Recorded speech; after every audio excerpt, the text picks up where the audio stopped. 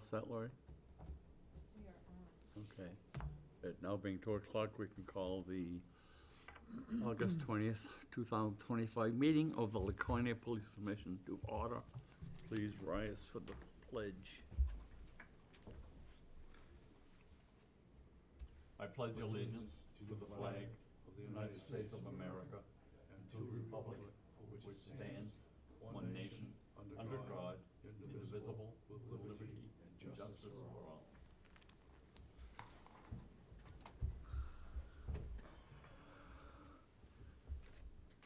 I'll let the minutes show that recording secretary, executive assistant Lori Marsh is at the table. Roll call. Commissioner Davis? Here. Commissioner Mello? Here. Commissioner Whittem is here. We have quorum. I'd like to recognize Chief Canfield sitting at the table. We have a quorum, and we will then proceed with the agenda. Personnel matters, accommodations and awards. Chief Canfield? Nothing under that category. Okay. Promotions and classification changes. Chief Canfield? Nothing under that category as well. The question, the letter from a retiring officer from GO, he's going to be a big loss. How do you plan to fill that position? So I did receive a resignation letter from Detective Stephen Orton. He's a 26-year Laconia police officer with previous experience in Massachusetts prior to coming to New Hampshire. He runs he is the Laconia side of the Prevention Enforcement Treatment Program. So he has been doing that as of the last probably 3 years or so, working in conjunction with Detective Eric Adams, who is currently teaching it statewide through the Attorney General's office.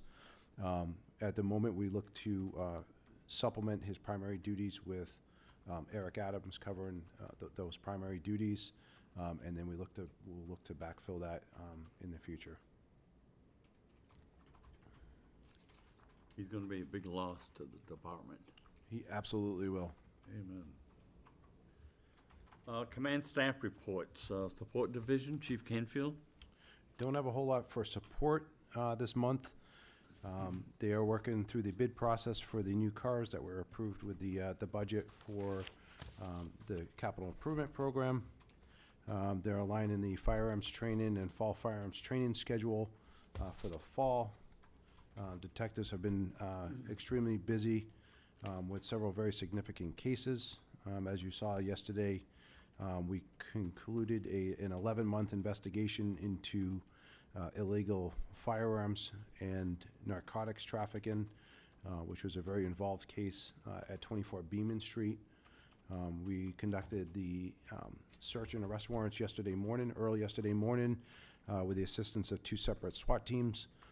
2 people were taken into custody from that operation. One was charged with 10 counts of being a felon in possession of firearms, as well as narcotics trafficking, as well as a second suspect was arrested on resistant arrest charges and multiple bench warrants.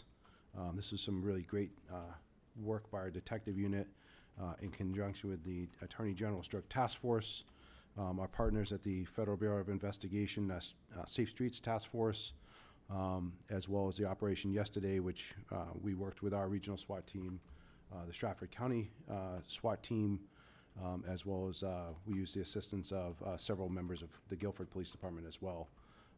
It was a really large operation. Very proud of all the work that they did yesterday to bring that to a conclusion. And as a result, the residence was condemned by city code and the fire department for safety violations. So they will not be returned into that residence at all. And I think we improved the neighborhood significantly with this operation. So some really good work there. Good job. Good job.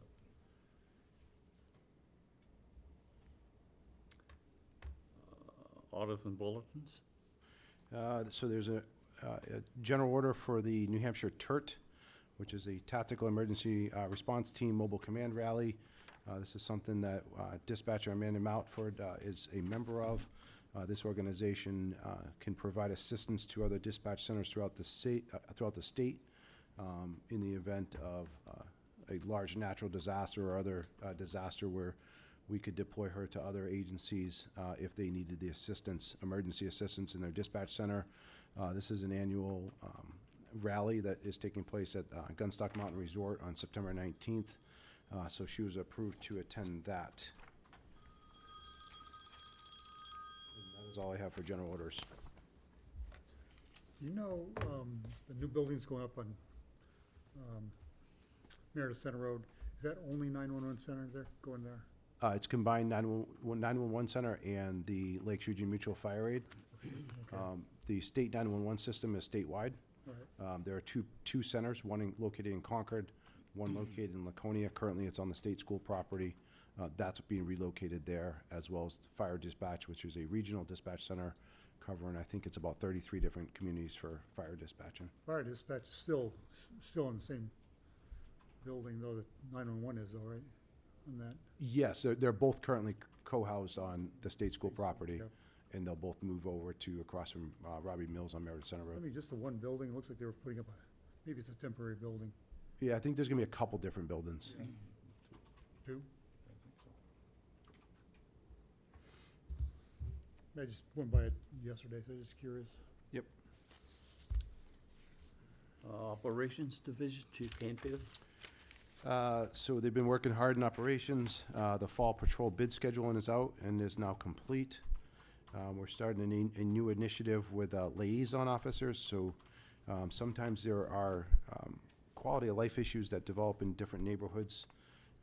Not something that's necessarily actionable by making immediate arrests or citations or something of the fact, but still a quality of life for the neighborhood. We've had a couple squatter houses, basically. We had one on Harvard Street, then it moved to Brigham Street. We're dealing with another one as of late. They're a little complex when you look at enforcing the law, where it's a combination of it. So what we're looking to do with those is assign a liaison officer to those problem areas, and then they can be the contact for those neighbors and a conduit for funneling information both ways, working to find resolutions, and if there's ways we can take enforcement action at any point. So that's a new initiative. Two of our officers just completed the 6-week in-house police academy, so they have moved into the field training phase of the training program. They'll be there until January when they attend the New Hampshire Police Academy in January for 16 weeks. Both of these are experienced individuals, and I've been impressed with what I've seen so far and really welcome them to our department. We're also working with Holy Trinity School. They're implementing a program through the diocese for all their Catholic schools. As you know, we have one Catholic school here in Laconia, Holy Trinity. They're implementing an emergency alert system called EGIX. This is an alert system if they go into a lockdown mode, or God forbid there's an active shooter event or something like that. They can activate this alert system, and it notifies all their staff members all at the same time, as well as our command staff as well. So I was impressed with the system, but we'll be working with their administration to get that fully implemented, so we'll be part of that before the school year starts, and there's no cost to that to the city of Laconia to participate. I was pretty impressive with that, one of those new officers coming on, that he was in the Army there, and he was with the bomb squad and everything else. Yes, they were both very, very good applicants and very impressive resumes prior to coming to Laconia, and both of them are committed to staying in Laconia, working here, and they love the community, so. Plus, he had to rub it in, he went to an Air Force base one time. So you're down to 3 openings now. We currently have 3 openings. We had one of those applicants had gone through the background phase. He was a certified officer from Arizona. Unfortunately, he withdrew because he couldn't sell his house out there, and we delayed his hiring date by a month, but he felt that he wasn't gonna be able to meet it, so that him and his wife decided that they were gonna stay in Arizona instead of moving. So that was a disappointment, but we do have 2 people in the background process right now that we are undergoing the background process. So hopefully, if they're successful in that, we'll be looking to present those to the commission at a later time. Questions? Moving on to commission action. You've all received copies of the July 24th meeting minutes. I'll entertain a motion to accept them. Make a motion that we accept the minutes of the last meeting. Is there a second? Second? All in favor? Aye. Aye. Motion made by Commissioner Mello, was seconded by Commissioner Davis. It passes unanimously. The meeting minutes of July 24th are accepted as distributed. Chief, I have a question. The bid process, how does that work? So currently, it was my understanding that there is a state bid for police cruisers normally. My understanding is that there is that process has expired, so it'll have to go out to bid. So we'll be working with the city finance office to put it out there for any dealership to bid on the new police cars with the specifications of what was included in those police package. So that's generally a state bid There generally is, yes, as opposed to, okay. correct. Review of the monthly activity reports. Department monthly highlights. Chief Canfield. For the month of July, we responded to a total of 2,741 calls for service, which is up 9.91%. We conducted a total of 193 park walk and talks, 584 extra patrols, which is up 154%. If you look at your packet, for the month of July, it was 584. The corresponding month last year was 280. Those are up very significantly. We have, since springtime, we've been doing high visibility walk-in patrols in the entire downtown area, as well as high visibility mountain bike patrols on the Wild Trail and downtown. I think the downtown area is looking a lot better than it was with some of the quality of life issues. We've also issued numerous citations for various city ordinance violations. That's why those numbers are up. We've conducted 6 community policing events for the month of July, investigated a total of 430 criminal offenses, clearing 257 of those by arrest, with a total of 125 physical custody arrests. We took 6 people into custody for DWI, 28 people into custody for intoxication, responded a total of 19 domestic disturbance calls, 104 other disturbances, investigated 9 suicidal subject incidents, investigated 21 violation of restraining orders, and our victim services unit donated a total of 8 hours for the month of July. Questions, comments? Moving on to criminal investigative unit statistics. Chief Canfield. For the month of July, the detectives were assigned a total of 10 initial cases, conducted 14 follow-ups on other cases, initiated 4 felony charges, made 3 misdemeanor arrests, and initiated 5 misdemeanor charges, conducted 5 search warrants, did 23 sex offender registrations, 2 cell phone extractions, 1 background investigation. They assisted and covered 32 hours of patrol shifts. They conducted 2 polygraph examinations, did 2 hours of community presentations, and 53 body-worn camera redactions. Questions, comments? Moving on to budget printouts. Chief Canfield. I have nothing on the budget printout. We're 1.92% of the way through the year, and we're currently on track. That's right. Monthly traffic statistics. Chief Canfield. For the month of July, we we issued a total of 103 parking tickets. We investigated a total of 41 motor vehicle accidents, 10 of which were with injury. 1 was a fatal motorcycle accident on Watson Road. If I can just point out that the motor vehicle accidents have changed compared to what it was. It used to be even for a simple motor vehicle accident, the reporting process was probably a 10 or 15-minute process. The state has gone to a new reporting system, which is a lot more in-depth and a lot more time-consuming to do. So the amount of time we're spending completing basic accident investigations is quite lengthy. That obviously doesn't include the serious injury accidents or the fatals, which take many hours to complete. For the month of July, we stopped a total of 576 motor vehicles, issued 45 motor vehicle summonses, and 441 written warnings. Questions? Let's have a question on process, I guess. So if somebody sees something and they report it, even though an officer doesn't see that, what happens and what can be done with that? Such as like a motor vehicle violation? Yeah, I mean, somebody was really going by it, 100 miles an hour down Union Avenue, even though officers are not right there, but. We would need a written statement from the person reporting it in order for us to take action. We would need to develop some type of probable cause to stop that vehicle. And that would have to be established. If we don't see it and we can't testify to that, we would need somebody to complain. We typically get those are called ready calls, such as a DWI. Someone calls in a vehicle that might be driving erratically, believing it to be a DWI. Typically, we'll follow the vehicle for a little while and observe that driver behavior ourselves, so we can testify to that. But if we can't, we would need a statement from the complainant so they could testify to that part of it. Thanks.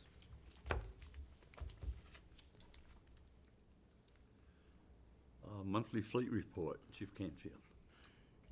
Like I stated previously, the 4 new cars are in the process of being bid out, and they'll be moving to replace to our fleet at some point once the bid process is awarded. How do you determine which vehicles would be replaced?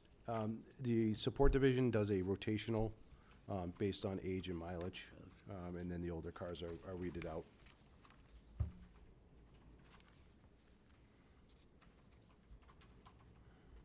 Chief's report, Chief Canfield. So good news is that we've only responded to a total of 8 drug overdoses this year. So the trend is that overdoses are down. I would like to say that that's really good news as far as the fentanyl and heroin. However, we've seen a extreme change towards methamphetamine, which doesn't result in overdoses.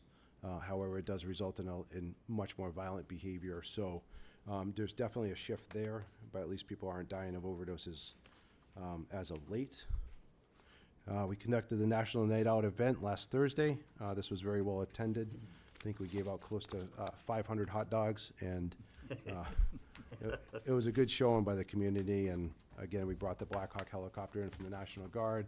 We had a lot of our specialty units there, a lot of our community partners, and I think it was a very great community policing event. I got a lot of reports on that they really liked it, and I told them that, good, thank you. But they said that was well attended. Yeah, it was very well attended, and I think it was a great connection with our community. We are working through the Improvada program that we've been working on for a bit to install on our computers. We've had some technical difficulties, but we've been working with the manufacturer for a while. As of late, we've gained some real ground on this program. This is going to give all of our computer systems multi-factor authentication, as well as single sign-on, so our computer system will be more secure. And we've implemented it on a number of computers in a trial period, so I look forward to having the full implementation within the next couple months. We're currently working on filling the animal control officer position. If you remember, we had done a testing process. We had over 28 applicants. We weeded it down to a top candidate. Unfortunately, the top 2 candidates were not a proper fit through the background investigation, so we are looking to initiate that process again and conduct more interviews. I participated in the IACP Terrorism Committee that I belong to. This is an online Zoom meeting with all partners that belong to the Terrorism Committee, so we got some great work on that committee as well. This Thursday, tomorrow, the 21st, is the annual City Employee Summer Appreciation Barbecue that will be held at Opeechee Cove.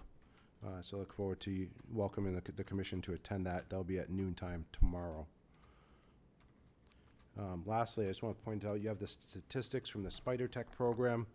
As you know, this was a program we implemented several years ago, that every caller that calls the police department receives updates on the response of the officer. If the officer's delayed for a priority call, it updates the caller through a text message. It also has a component for victims, as well as a survey that people complete after the call for service is closed out. So for the month of July, we sent out a total of 1,748 text messages, which was up 14.8%.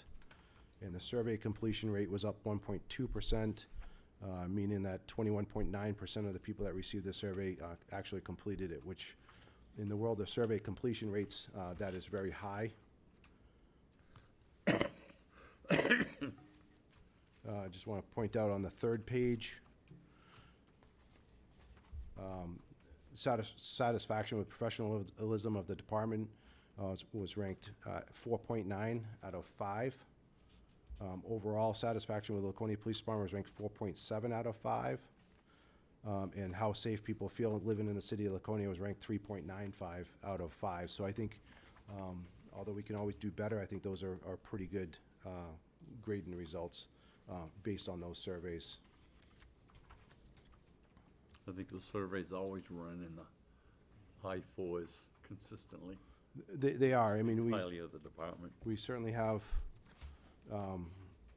really, really good employees. We have really good police officers out there doing their job every day. And although there are always challenges in the city this size, I think those satisfaction surveys mean a lot. Questions, comments? On that cop night out, I sat in that command post for quite a while, and I'm surprised the adults weren't interested. It was the little kids. And I tried to explain to them why that one room there in the back, what they would use that for. And I say, over here's where your dispatchers sit, and they answer the telephones, and they talk, call the cars in, and stuff like that. But they were really interested in that command center itself. Yeah, the kids definitely like that, and I think parents and kids alike, I think it was a great event. Moving on to old business, Chief Canfield. Nothing? New business, Chief Canfield. I have nothing? Other business, Chief Canfield. Nothing? Citizen comments.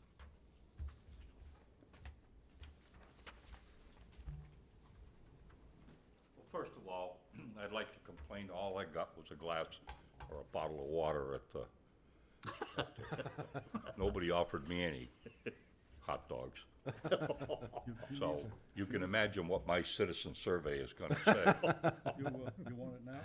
No, I don't even like hot dogs, to be honest with you. I came to thank you and the chief for the effort that's being made in Rotary Park.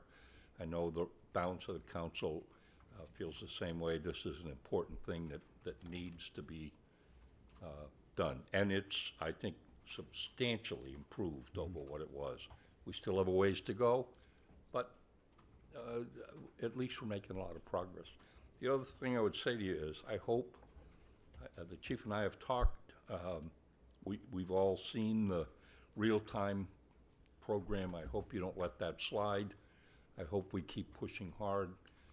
As long as I'm on the council, I'll be as strong a supporter as you can get, because I think it's something that will dramatically impact that overall satisfaction and people feeling safe in the city if we can respond more quickly to potential problems. So anyway, I'm prattling here. I hope the commission particularly supports wholeheartedly that project, and I want to thank the chief for bringing it up. We'll be the second city in the state. Correct, yes. We'll be the second city in the state, and I think that's impressive too. You may have seen Derry just finished their state accreditation. Accreditation goes back to the days when I was here. And CALIA, which at the time was just California, was starting to bleed out over the country. Laconia, as you all know, has passed the CALIA requirements.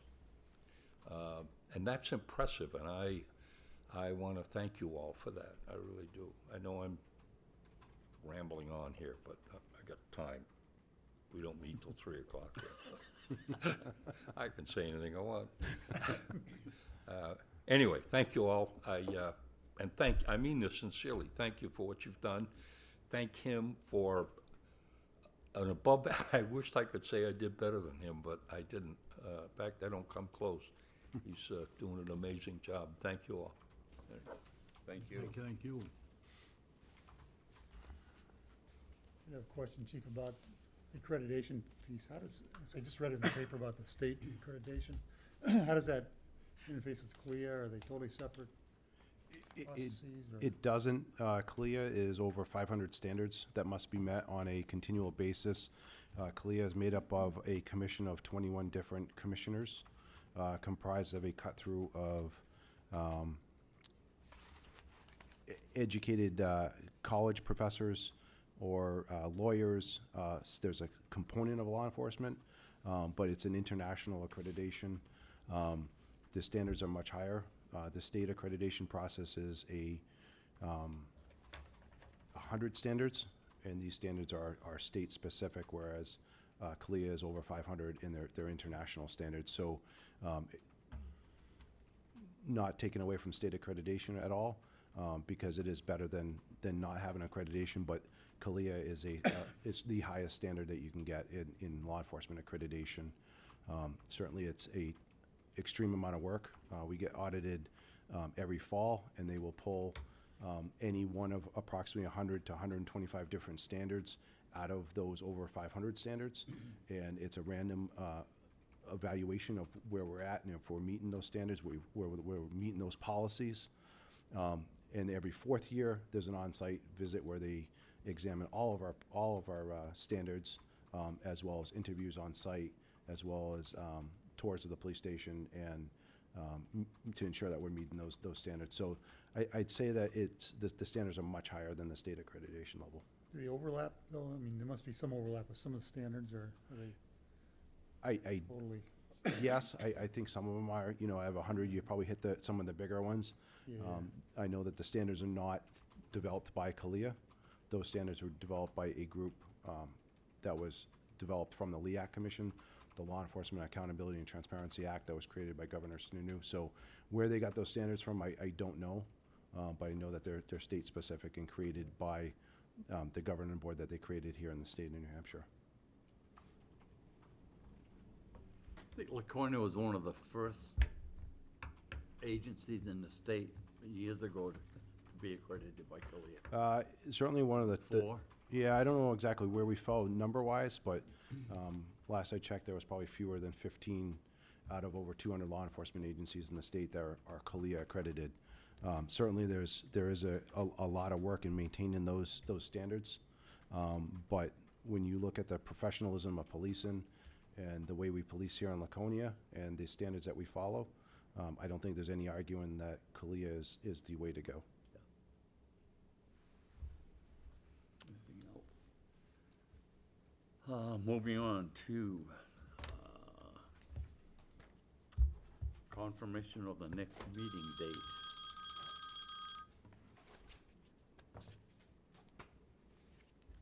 This is in September 17th, is that? I will not be here that week, so. Shall we move it to?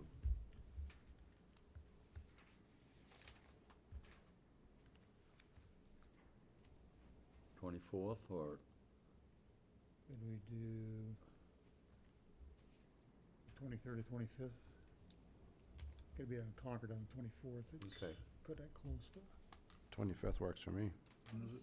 25th? Well, 25th? 24th probably okay. Is the room available? Um, Which day am I looking at? 25th. Oh, the 25th then? 24th would probably work. I think that would. 24th? I gotta be 24th. done at Concord at 3:30, so, you know, Okay. if I can get out of here, allow myself 45 minutes, that'd be fine. September 24th?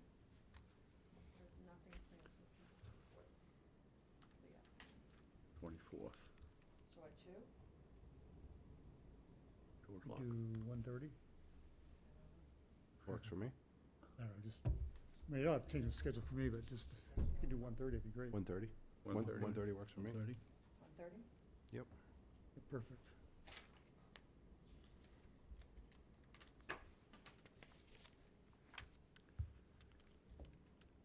Anything else for the good of the order? No, sir.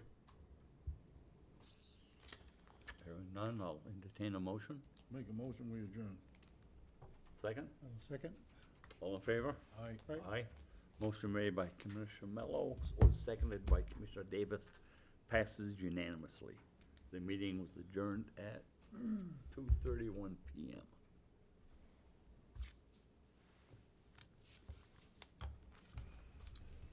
Sounds good.